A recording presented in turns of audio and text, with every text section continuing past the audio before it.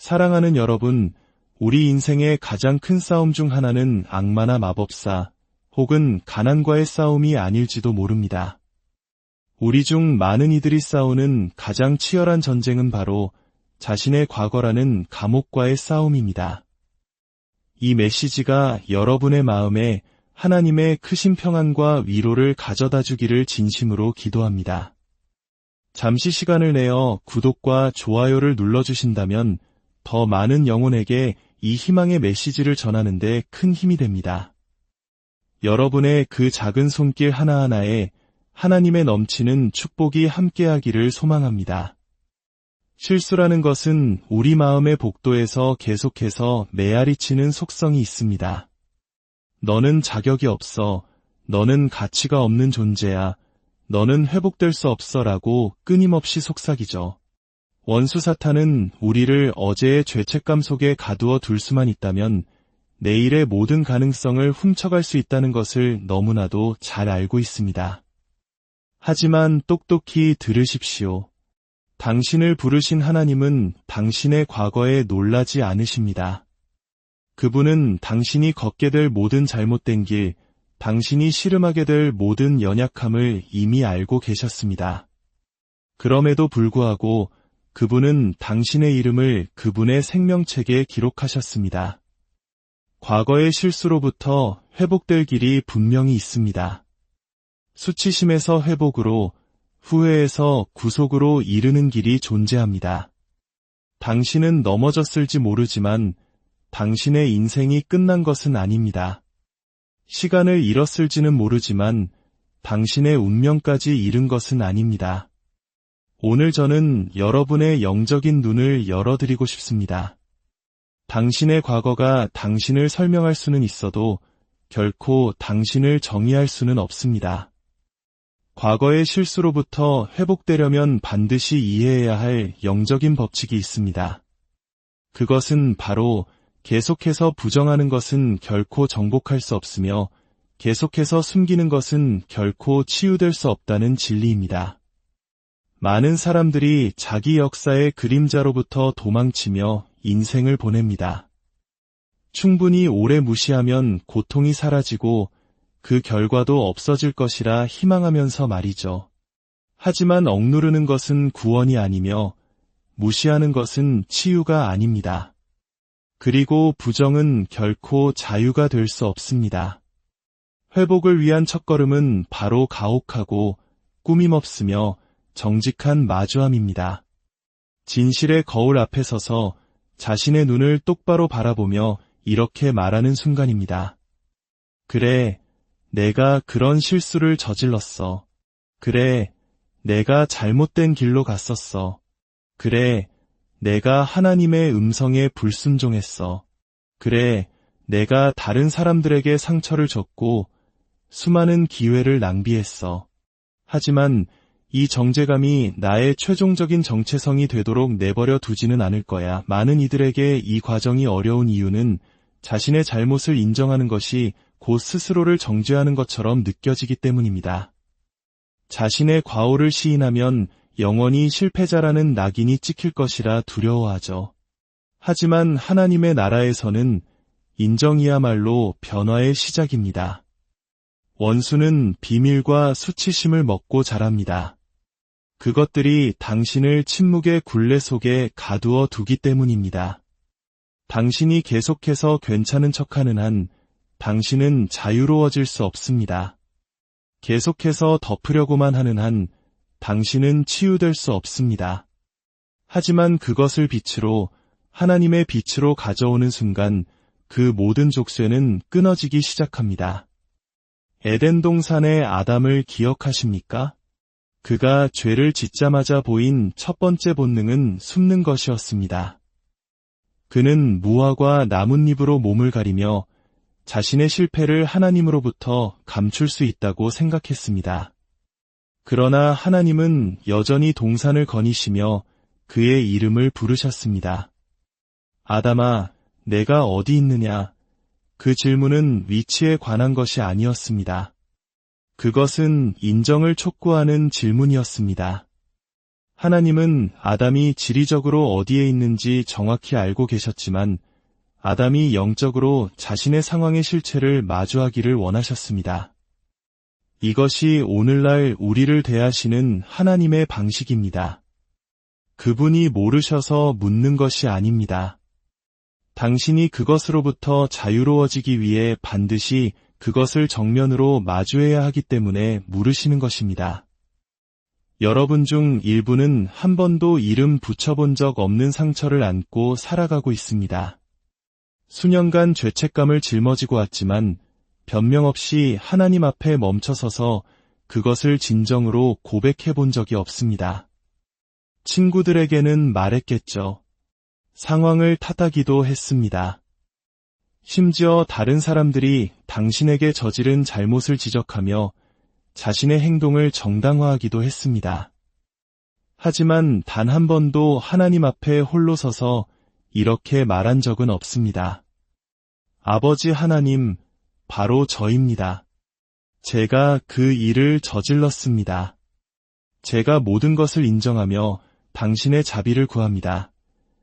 당신이 그 지점에 도달하기 전까지 회복은 경험이 아닌 하나의 생각으로만 남을 것입니다.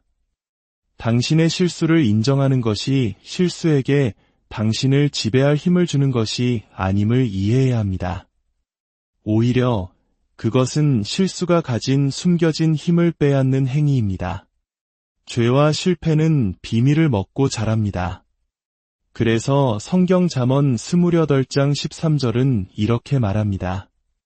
자기의 죄를 숨기는 자는 형통하지 못하나 죄를 자복하고 버리는 자는 불쌍히 여김을 받으리라. 고백이 이토록 강력한 이유는 하나님께서 정보를 필요로 하시기 때문이 아닙니다.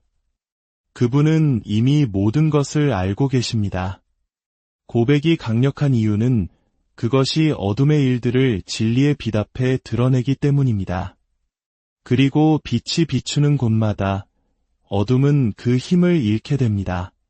하지만 여기서 많은 이들이 놓치는 부분이 있습니다. 당신은 정죄감 없이 당신의 과거를 마주하는 법을 배워야 합니다. 정죄는 희망이 없는 유죄 판결입니다. 그것은 당신이 실수를 저지른 사람이 아니라 당신 자체가 실수라고 말합니다. 그것은 당신이 하나님께 다가가는 것을 막기 위해 고안된 지옥의 언어입니다. 반면에 책망은 성령의 음성입니다.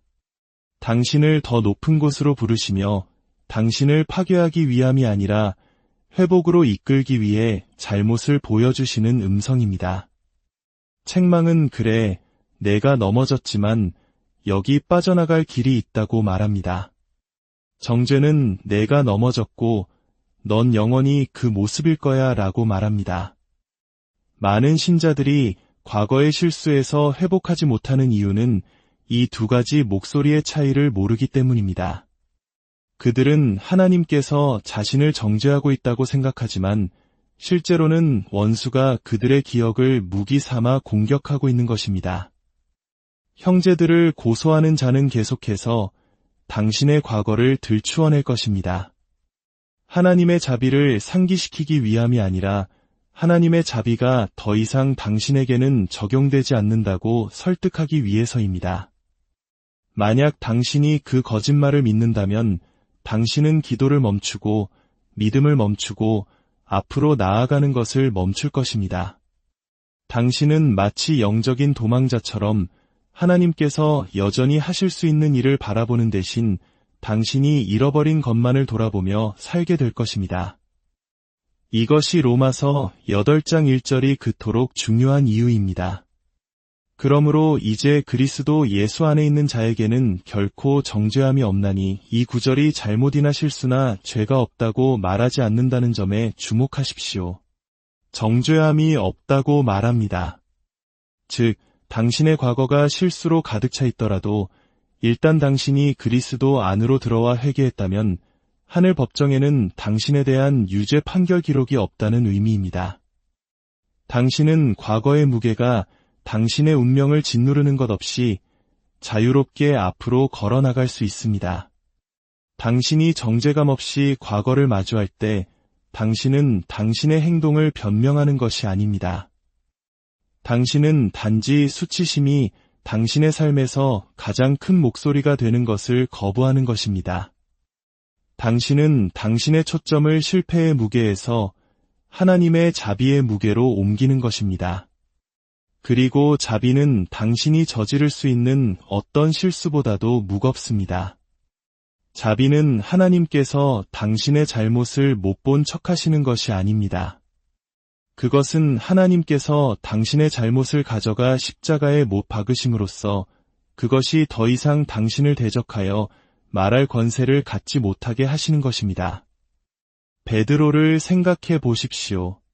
그는 예수님께서 재판받으시던 밤에 3번이나 예수님을 부인했습니다. 이것은 작은 실수가 아니었습니다. 예수님께서 그를 가장 필요로 하셨던 순간에 저지른 공공연한 실패였습니다. 만약 수치심 속에 숨을 이유가 있는 사람이 있었다면 그건 바로 베드로였습니다. 그러나 부활하신 후 예수님은 그를 정죄하기 위함이 아니라 회복시키기 위해 그를 찾아가셨습니다. 예수님은 베드로에게 3번 물으셨습니다. 내가 나를 사랑하느냐? 마치 베드로의 모든 부인에 대해 예수님께서 긍정의 기회를 주시는 것과 같았습니다. 이것이 바로 하나님의 마음입니다.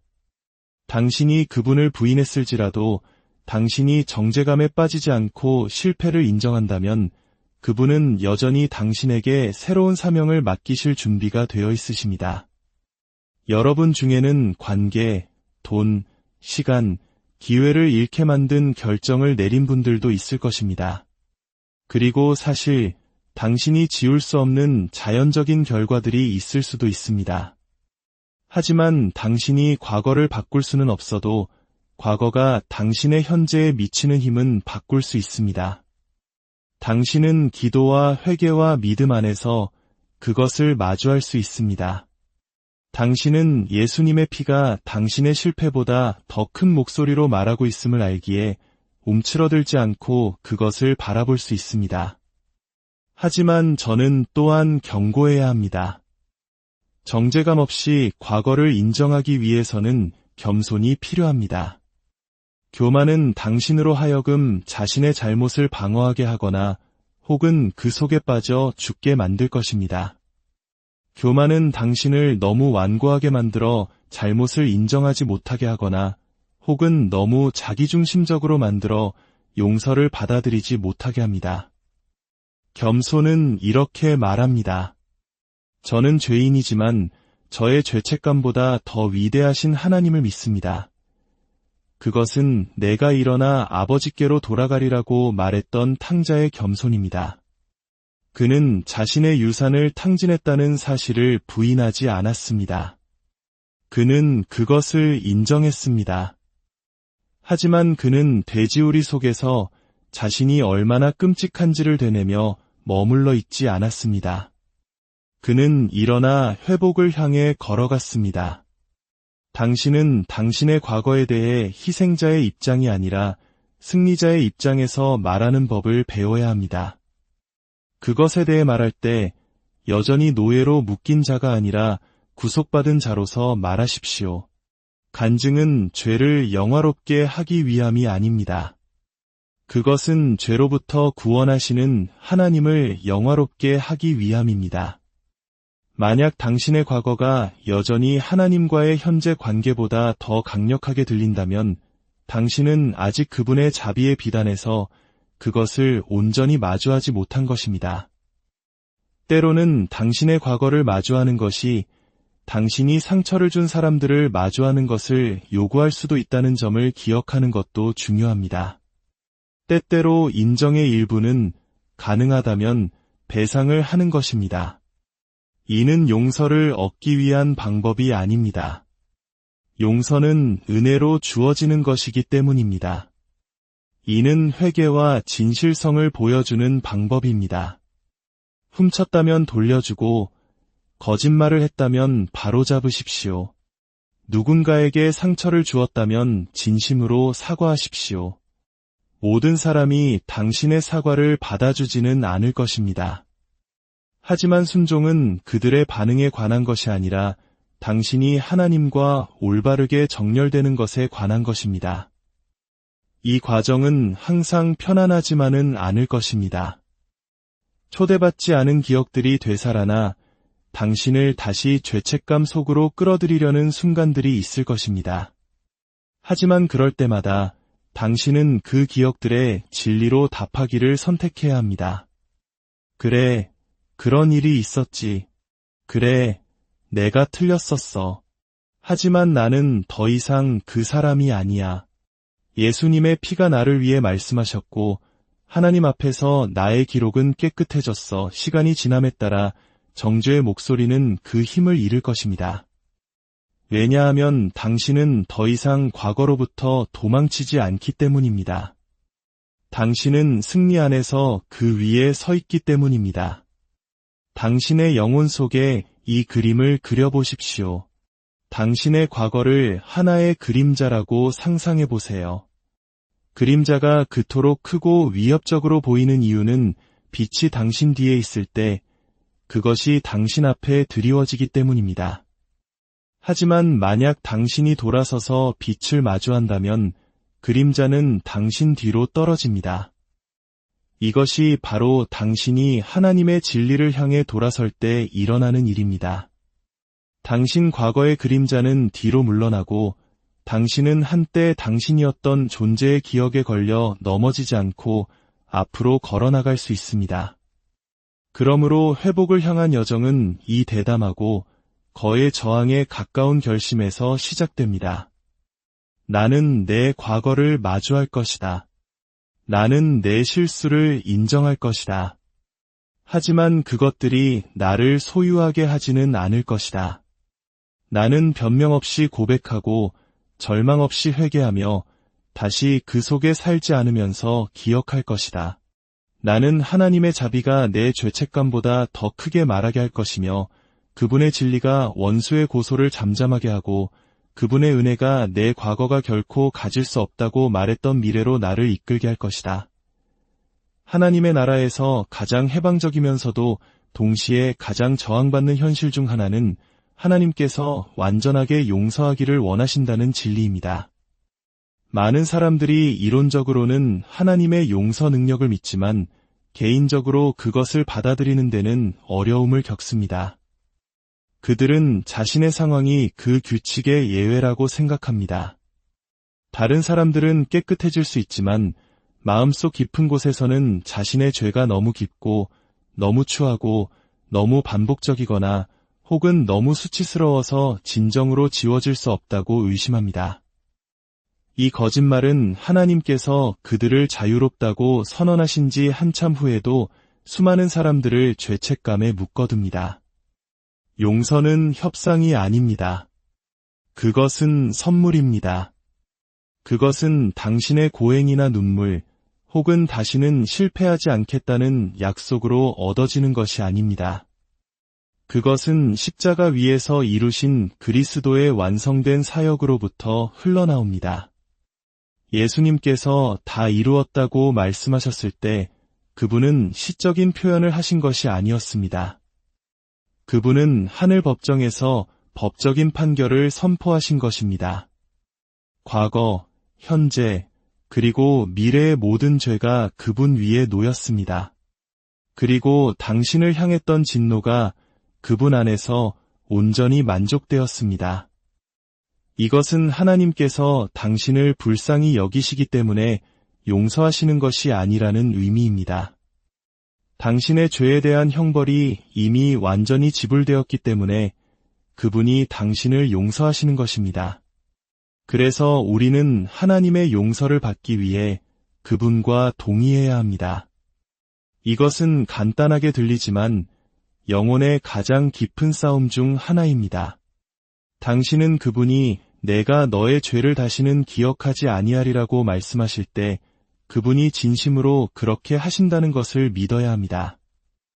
모든 것을 아시는 전지전능하신 하나님께서 당신의 죄를 당신에게 불리하게 여기지 않기로 선택하십니다. 그분은 기억 상실증에 걸리신 것이 아니라 자비를 선택하신 것입니다. 시편 103편은 이렇게 선포합니다. 동이 서에서 먼 것 같이 우리의 죄과를 우리에게서 멀리 옮기셨으며 여기서 북에서 남으로라고 말하지 않은 점에 주목하십시오. 북과 남은 극점에서 만나지만 동과 서는 결코 만나지 않습니다. 이것이 바로 그분께서 당신과 당신의 죄를 분리하신 척도입니다. 그러나 많은 이들이 여기서 막힙니다. 그들은 하나님께서 자신을 용서하셨다고 믿지만 자기 자신을 용서하지 못합니다. 이것은 원수의 가장 교묘한 함정 중 하나입니다.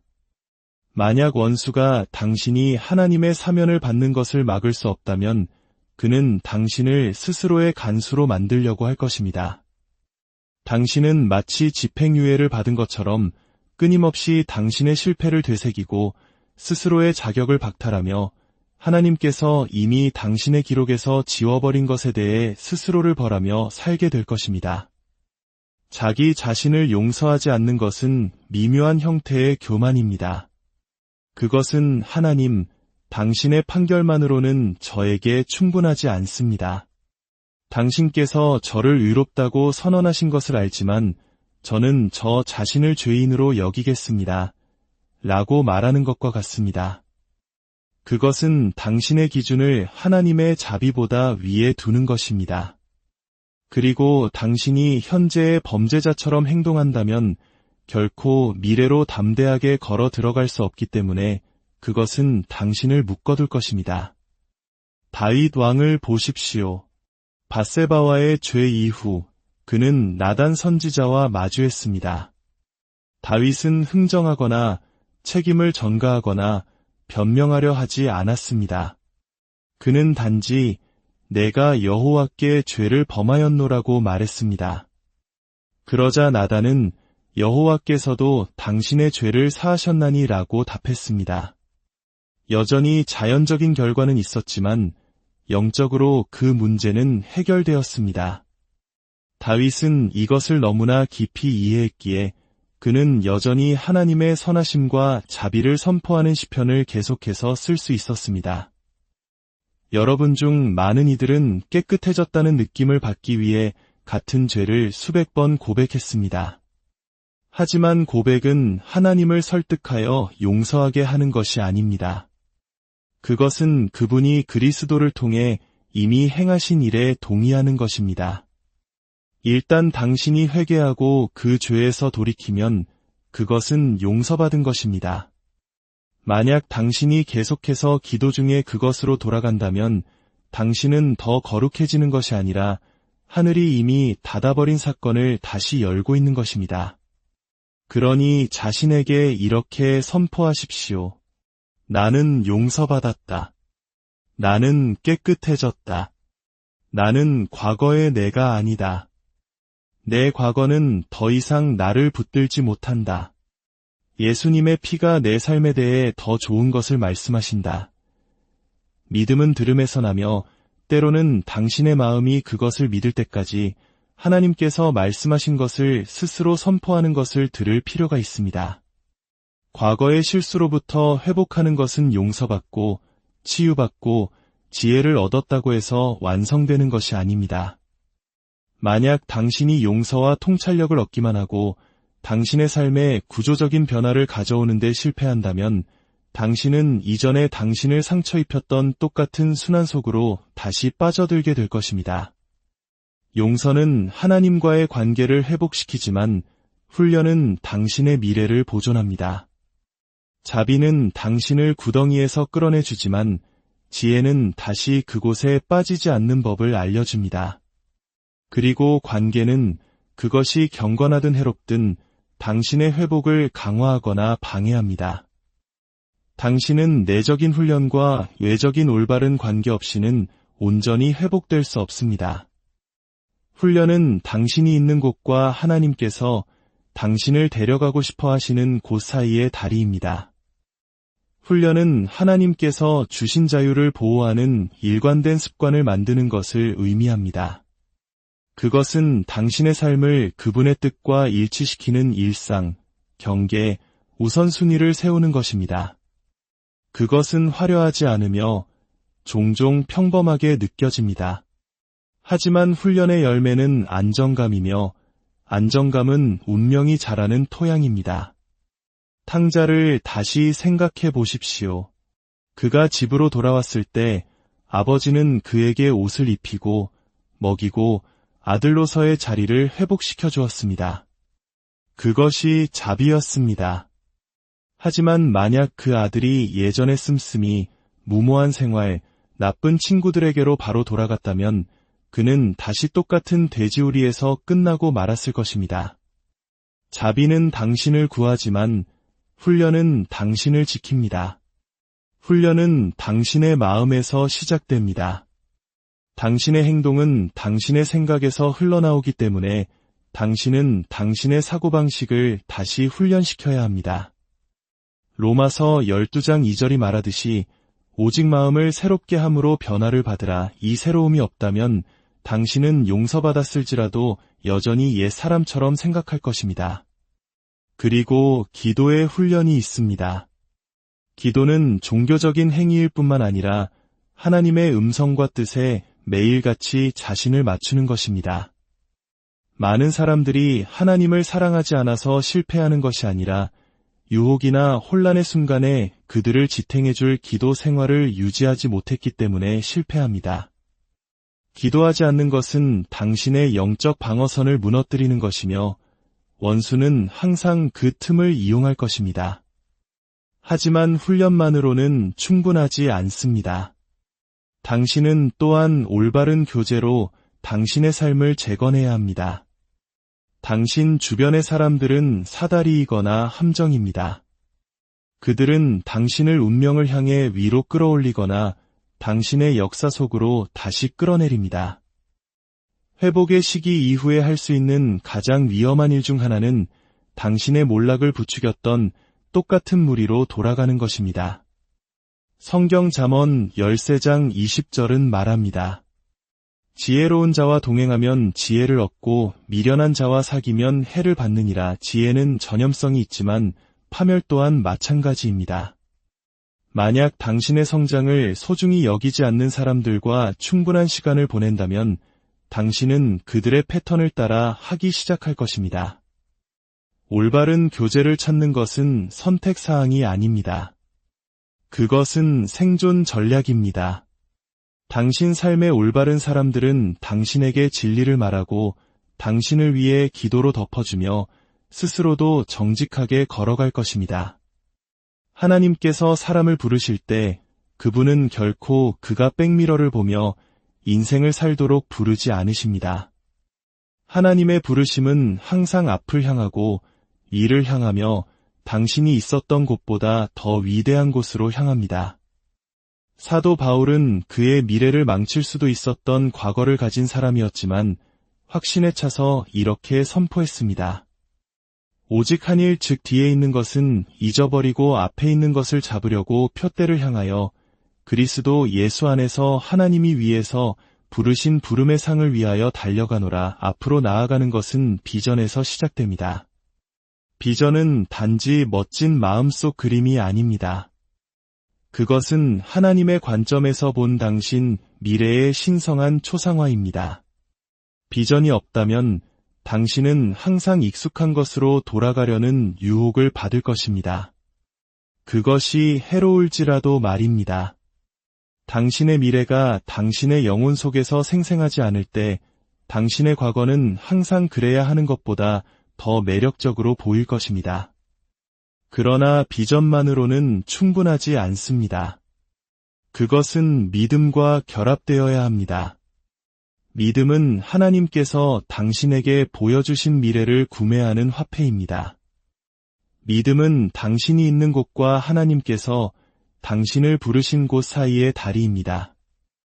원수는 항상 당신의 과거의 기억을 사용하여 당신이 믿음으로 걷는 능력을 의심하게 만들려고 할 것입니다. 지난번에 이걸 시도했다가 실패했던 거 기억나?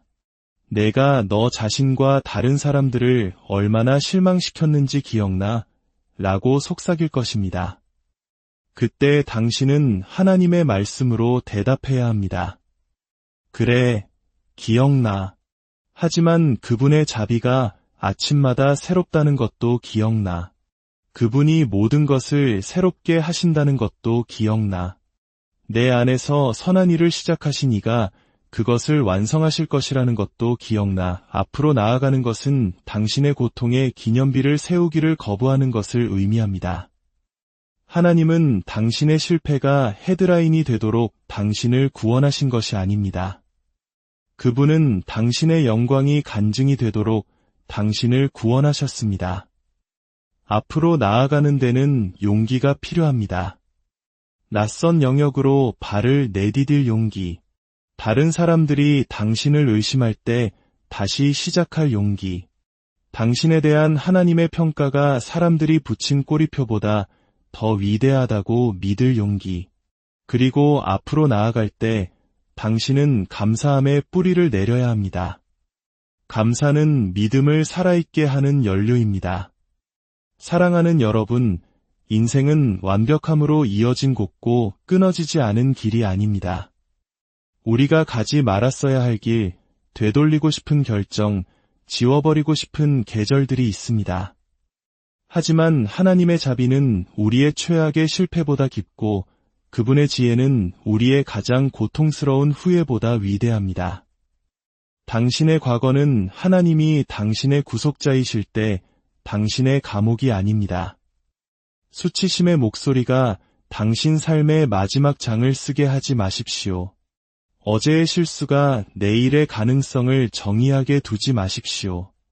예수님의 피는 당신의 죄를 용서할 만큼 강력할 뿐만 아니라 당신의 운명을 다시 쓸 만큼 강력합니다.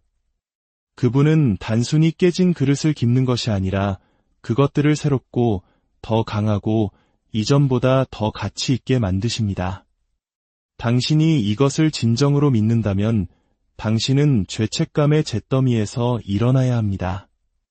후회의 무게를 털어내고 새로운 계절의 빛 속으로 걸어 들어가야 합니다. 모든 상처는 설교가 될 수 있고 모든 고통은 발판이 될 수 있으며 모든 상실은 더 큰 이익을 위한 씨앗이 될 수 있습니다. 예수님을 죽음에서 일으키신 바로 그 성령께서 당신 안에 살아계십니다. 그것은 부활이 단지 부활절 이야기가 아니라 당신의 매일의 현실이라는 의미입니다. 그러니 이 순간부터 고개를 들고 걸어 나가십시오. 당신이 결코 넘어진 적이 없어서가 아니라 하나님의 손이 당신을 일으켜 세우셨기 때문입니다. 당신의 이야기 중 최고의 부분은 당신 뒤에 있는 것이 아니라 당신 앞에 있습니다.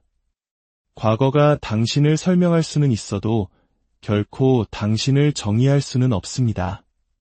그리고 하나님께서 모든 일을 마치셨을 때 당신이 낭비되었다고 생각했던 바로 그 부분들이 당신의 간증을 잊을 수 없게 만드는 부분이 될 것입니다.